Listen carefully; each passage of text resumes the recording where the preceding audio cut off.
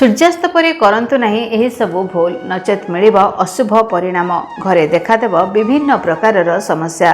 नमस्कार, शुभ सकाळर आपण समस्त को अनेक अनेक शुभेच्छा शुभकामना। दर्शक बंधु, हिंदू धर्म रे सूर्यास्त परे अर्थात संध्या समय बहुत गुरुत्व एवं प्राधान्य दि जाए।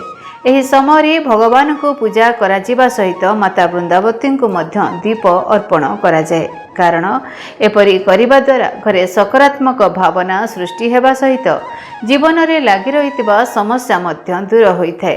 यह सहित सूर्यदेवंकर कृपा दृष्टि सर्वदा परिवार उपरे ही रही है।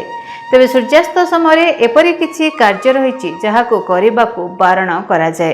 कारण यह कार्य को हिंदू धर्म रे अशुभ कुहाजिबा सहित यह घरे नकारात्मक ऊर्जा को सृष्टि करिथाए।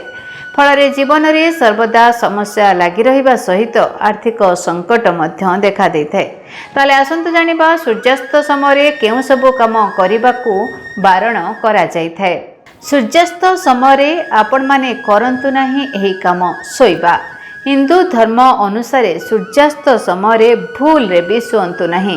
कारण एही समय सकाळ एवं संध्यार संजोग होता है, जहाँकि एक विशेष मुहूर्त बोली विवेचना करा जाए। तेणु एही समय न सोई भगवानकर नाम को जप करने द्वारा शुभ फल प्राप्ति होता है। यह सहित घरे सकारात्मक ऊर्जा सृष्टि होता है।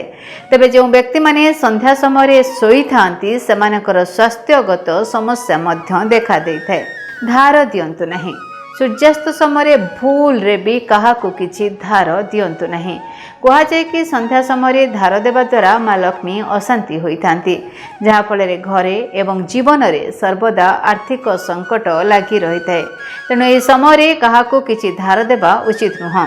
घर को अंधार रखंतु नहीं। सूर्यास्त समय नकारात्मक शक्तिर प्रभाव बढ़ी थाए। तेणु ए समय घर अंधार रखंतु नहीं। कारण एपरी करने द्वारा घरे नकारात्मक शक्तिर प्रभाव पड़ी थाए, जहाँ फल घरे अशांति लगी रहिबा सहित जीवन में विभिन्न प्रकारर समस्या देखा देइ थाए। नख काटंतु नहीं। सूर्यास्त समय भूल रे केबे भी नख किंबा चुट्टी काटंतु नहीं। शास्त्र अनुसार यह अशुभ बोली विवेचना करा जाए। एपरी करने द्वारा घरे धनर अभाव देखा देता है। यह सहित स्वास्थ्यगत समस्या मध्य सृष्टि होता है। तेणु दर्शक बंधु, संध्या समय केबे भी एसबु कार्य आपण माने करंतु नहीं। सुस्थ रुहंतु, निरोग रुहंतु। यह सहित आज दिनटी आपण मानक पय शुभमय हो, मंगलमय हो, एतिकी कामना करबा सहित मते विदाय दियंतु। धन्यवाद, नमस्कार। डीटीवी ओडिया देखिवा पाई सब्सक्राइब करंतु एवं बेल आइकन को मध्य दबाई दियंतु।